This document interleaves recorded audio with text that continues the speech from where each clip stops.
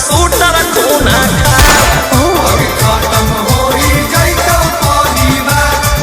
अगे एगो शेरवा जेल के भीतर कोई गो शेरवा बाहर में सब सूटर खूना खार। आगे खत्म होई जाइतो परिवार।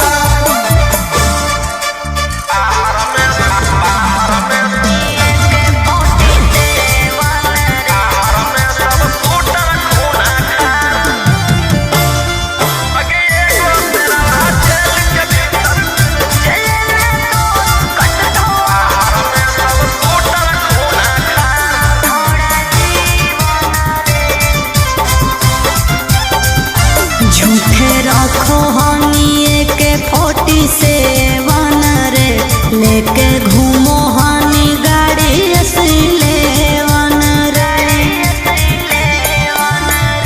भले लागल हौ छौड़ी हाथ करिया गे बाकी छूटतौ नहीं हमारा डांगा दरिया गे। जले में तो कटतो छोड़ा जीवन रे। झूठे रखो हनिए के 47 रे लेके घूमो हनी गाड़ी असलेवन रे।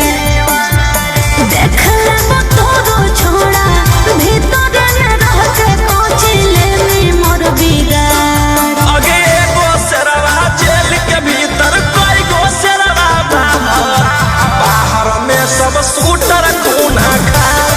आगे खत्म होई जाइतो परिवार। अगे एगो शेरवा जेल के भीतर कोई गो शेरवा बाहर में सब सूटर खूना खार। आगे खत्म होई जाइतो परिवार।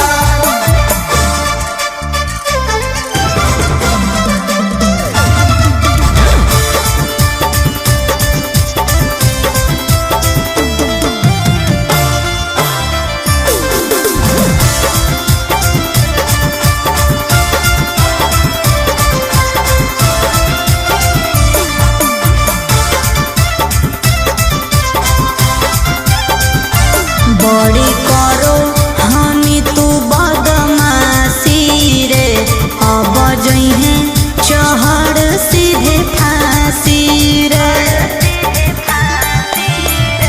जे तू खेलो ही माहिर ही खेलावा में तोरा अकड़ निकल के जेलावा में। तू केतनो ले में उपाय न मिलतो माफी रे।